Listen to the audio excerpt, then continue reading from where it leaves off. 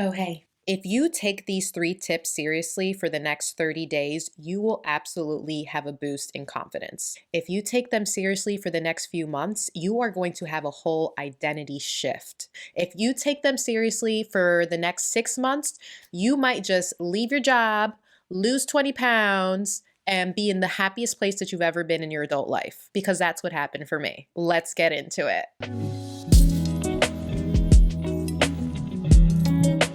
Hi, welcome back to another episode of the Mindshift Mami Show. Thank you so much for being here. And if you're new here, hello, welcome. My name is Jasree. And here at the Mindshift Mami Show, we learn about all kinds of things that help us level up in life. And today's episode is going to be about how I was able to rebuild my confidence in the last year, and 3 tips that I really want to recommend to you guys if you are looking to rebuild your confidence. And I specifically say rebuild confidence because I believe that we were all born with confidence, right? We were all kids at one point, and we were all goofy and, doing whatever we wanted to do because we didn't know about embarrassment or shame or things like that until they got introduced to us at a later time. But deep down inside, we all do have confidence, and it's just a matter of rebuilding that relationship with ourselves, saying screw you to whatever external factors made it go away in the first place. It is so important to build up your confidence and have a strong confidence because it's just everything. You're not going to be able to live the life that you truly want to lead if you do not have a healthy amount of self-confidence. It's as simple as that. So I want to start off first with a definition of self-confidence. And the definition of self-confidence is a feeling of trust in one's abilities, qualities, and judgment. I want you to really listen to that first part there. A feeling of trust. Get out your notebook. The root of self-confidence is trusting yourself. You need to build that trust within yourself. And then where is that trust, right? So that trust is in trusting your abilities, trusting the qualities that make you, and trusting your own judgment. When I think of self-confidence, to me, it's about remembering that you will always have your own back. No matter how things go in life, no matter how a situation may turn out, you just need to remember that you always have your own back. You will always figure it out. There's no such thing of you dying of embarrassment. It might be a saying, but it's not actual truth. You have to just remember that even if something might turn out to be super embarrassing, you will always have your own back and know that, you know what, you're going to get over that. You're going to be able to get over it. Confidence is knowing that even if and when you do mess up, because we are going to mess up at things, you will not abandon yourself. So if you can remember that and stick to that and abide by that, you are in great shape. This is just so important as we think about what we want to achieve in life, right? You want to think about what your dreams are, what do you want to reach for in life? And a lot of the time, many of us don't go after what we want because there's some kind of fear. There's some kind of fear that we're putting out there, whether it's us thinking that we won't be able to complete it, or a lot of the time we're concerned too much with what other people are thinking of us, which is such a waste of time. The more and more you are on your confidence journey, you're going to realize who gives a hoot what anyone else thinks but yourself. This leads me into my first tip for you, which is to stop seeking outside opinions for personal decisions. That kind of rhymes. Stop seeking opinions for personal decisions. Okay, related to this too, stop considering opinions from people that you're not even seeking them from. So they're a little different. You'll hear that. Stop seeking opinions and stop considering opinions from people that you're not even seeking them from, because that's an issue too that a lot of us have. So let me break it down. The first part of this tip is simple enough. And I'll give you an example right here. You ask your friends for their opinion on, let's say, what photo you should post up on social media, or what outfit you should wear to a party, or what's a haircut you should get. An example for me was when I cut my hair. Usually I would not even think about it, but go back and forth with my sister or friends about a haircut that I was thinking of getting or a hair color. And doing that kind of thing is just inviting in a whole bunch of opinions and not letting you listen to your own internal dialogue, especially when you actually know in your core what you do truly want. And then you may just listen to other people and get swayed into a direction that is not actually the one you want to go into.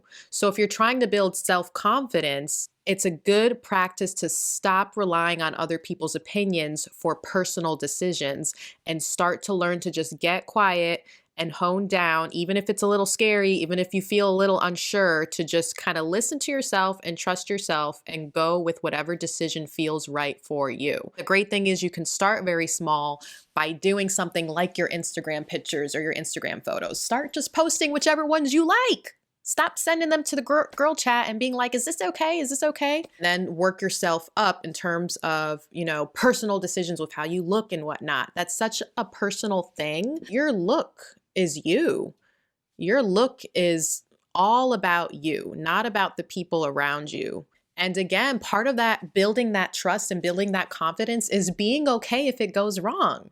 It's not to say that everything's going to be right. You might pick a haircut that it's like, oh, that did not actually look that great or that flattering, but it's okay because you're still building that trust and learning yourself and trying things on and being like, okay, that didn't work out that well, but you know what? I still have my back. I have my own back. It'll grow out. I can change the color. I'm glad I tried it on my own. That is a mentality that you can begin to cultivate, to begin to build up your self-trust and gain your confidence. Now, the second part of this tip, when I'm referring to stop considering other people's opinions, this is referring to the group of people that you don't even go seeking their opinion, but you're afraid of it, or they're going to insert it into your life anyways. This sometimes is friends, but a lot of the time this is family members. This might be your mom, this might be a sibling, and you might be stopping doing things that you truly want to do because you're concerned about what your family will think. You're concerned about what your friends will think. For me, when it comes to not considering other people's opinions before making a decision, was me leaving my full-time job. First, that was something that I had to get comfortable with in my own mind and be okay with for myself. But once I got there, then I had the obstacle of, oh, great, what are other people in my life going to think about this? And I had to get to a space in my own confidence to realize it doesn't matter what other people think. It truly does not matter what other people think. Yes, they will have their opinions. Yes, they are entitled to their own opinions. Yes, they might even voice their opinions to me, even when they're unsolicited. But I had to learn to be okay with that and still move forward in my decision. And it is seriously the best decision I have made thus far. I could not be happier no longer working a full-time corporate job. We have to be okay with being judged by people. You're gonna be judged by people no matter what you do anyways. But you have to be careful to not be getting in a place in your life where you are constantly just kind of going with the status quo and doing things that are going to be acceptable in your group just for the sake of getting along. That's actually going to deter your self-confidence. So go ahead and be rebellious. Think about what you really want to do, what you want to look like, what you want to wear. Go with it and be confident to understand that there will be people who disagree with it, and you have to learn to disattach from whatever their emotions are that they're allowed to have and not let it affect your decision-making abilities. Tip number 2 for how to rebuild your confidence is give yourself permission to be a novice in something. Take on a new activity that you are kind of nervous to try, but at the same time, excited to try. You don't need a reason to try this activity other than it seems fun to you or interesting to you or whatever. Trying something new is going to help build your confidence over time.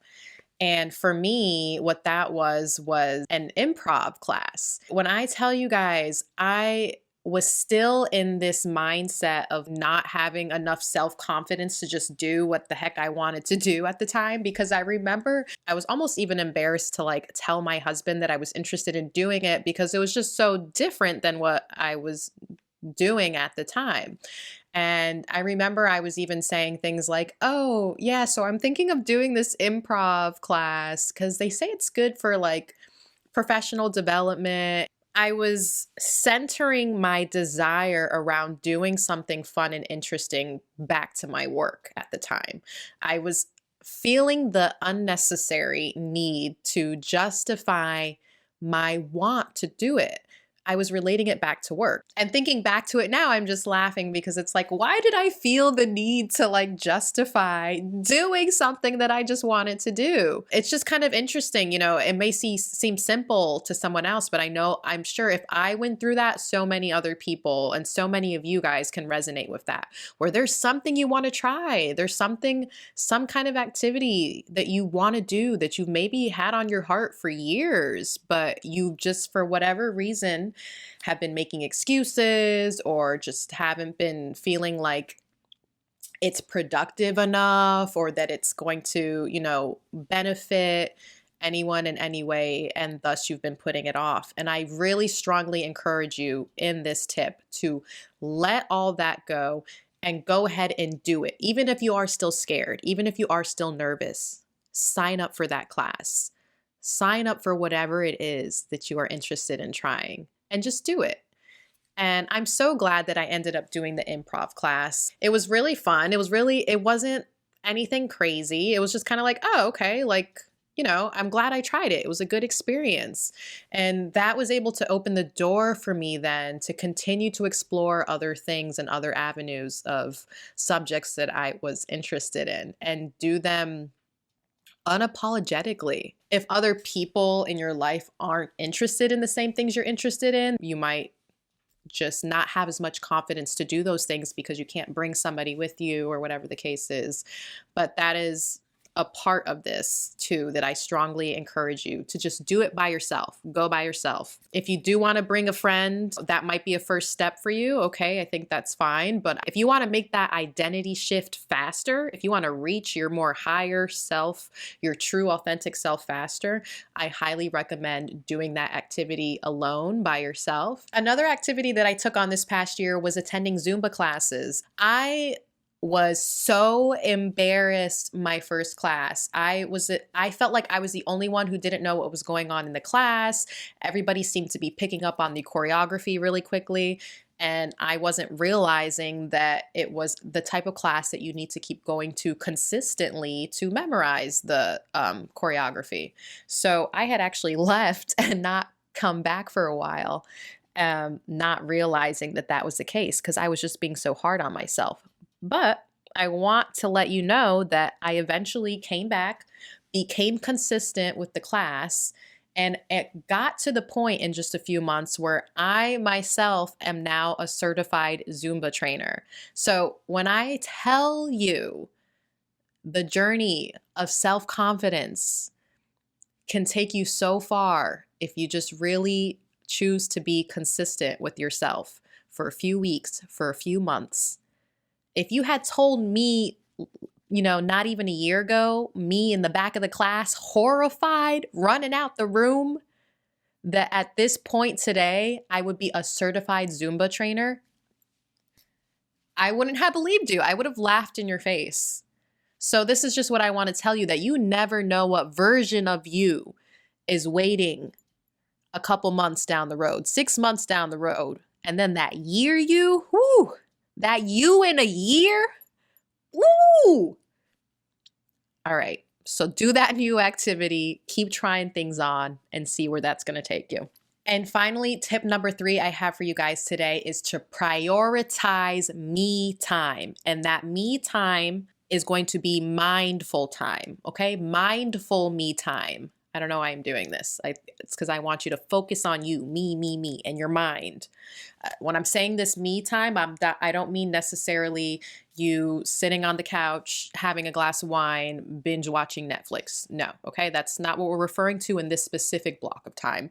I'm talking about specific mindful activities that are going to help you reconnect to yourself. The reason that I want you to focus on activities such as meditation or such as journaling is because you need to begin to rebuild that relationship within yourself, with yourself, in order to build up this self-trust and thus your confidence that you want. You have to relearn yourself. We go through so many ebbs and flows in life, and we don't really take a lot of time to pause and truly talk to ourselves. Unless you are actually doing another great activity of mirroring, which is talking to yourself in the mirror, you're not going to really understand your relationship with yourself as well as you may think. And that is what I discovered within myself. There have been so many times when I've either journaled or meditated and been able to figure out the best way to go about relationship conflicts in my life. You can be writing about events that have happened in your day or things you're wondering about, and you're literally spilling out all your thoughts and ideas, and then more ideas and thoughts and realizations will be coming to you as you are writing them out. So it's just so important to reflect and have time for yourself before you react on things. It makes you more contemplative. It makes you wiser. It makes you more confident in yourself and your ability to make wise decisions. Our lives are so busy, especially if you are moms, especially if you are wives, if you're a student and you're working. We're constantly on the go, go, go, go, go. So that's why it is so important to take this mindful me time just for yourself. Be selfish for yourself and reacquaint yourself with yourself. And I don't want to hear that you don't meditate, you can't meditate, this and that. I was like that too. Just try it, okay? You can do it for 5-10 minutes a day.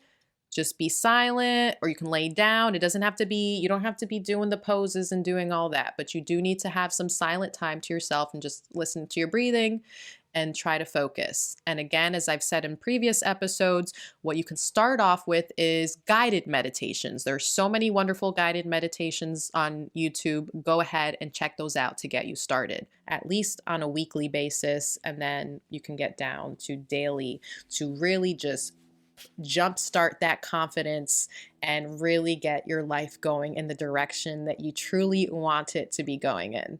And here's a little extra bonus tip. It kind of goes under this umbrella of mindful me time. I want you to give yourself permission to become a hermit if you need to at this point in your life, whether it's for a few weeks or a few months. If you need to limit the amount of time that you are spending with people in your life, this is something that I did, and I highly, highly, highly recommend for you if you are interested in building your self-trust and your self-confidence and just figuring out more so who you really are, and you don't want to be influenced by all the people that are around you. I just took a few months to myself where I was just simply limiting the amount of time that I had typically been spending with other friends and family in my life. Now, you may feel like you can't do something like this, or you would feel guilty and you're going to get backlash from family members who may not understand it, or friends perhaps. And that may happen, but I want you to understand that even if you feel guilty about it in the beginning, you have to choose yourself and do whatever feels right for you. And you can obviously let people know, like, hey, I'm taking some time away. I might not be at the family cookout this weekend and every other weekend, or I might not be, going to brunch every weekend with my friends. It's so important to just take time to really be with yourself, enjoy being with your own company, and figure out what truly makes you happy. When you are building up your self-confidence, you're going to want to be building up these new habits. And with these new habits are going to come new routines and new things. You might be wanting to go to the gym and be exercising that Sunday morning instead of going to brunch. Whatever the case may be, I just simply want you to know that it is okay to take a period of time to kind of focus more so on yourself. And then you will know and feel when you are ready to start kind of immersing yourself with other people again. That was super helpful for me to really kind of immerse myself in myself and just come back stronger, healthier, and happier around my friends and family. Self-confidence is just so much about self-trust and listening to yourself more. We have to listen to ourselves, you guys. When it came to me leaving my job, I was at a place where I was finally listening to myself and listening to my body and my mind that I was not happy there. And that allowed me to then grow my self-confidence, to trust myself and be like, I want to leave. I'm not going to be here. I don't want to do this anymore.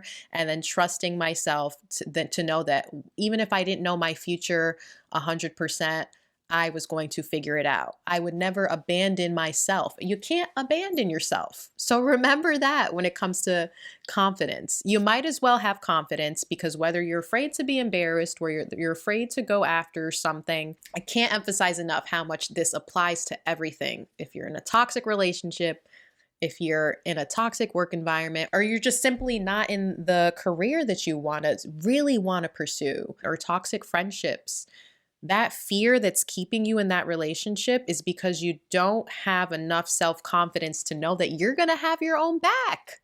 You need to know that when you leave that relationship, even if your fear is to be by yourself, you will always have yourself.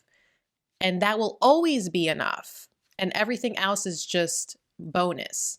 So this is why it's just so important to take these tips and again, start building that self-trust, building that self-love, because then that will give you the confidence to take on whatever it is you need to be taking on at this current point in your life. These are simple tips that I assure you will get you going in the right direction, and you will be so surprised to look back at yourself 3 months from now, 6 months from now, a year, and see the changes that you have made.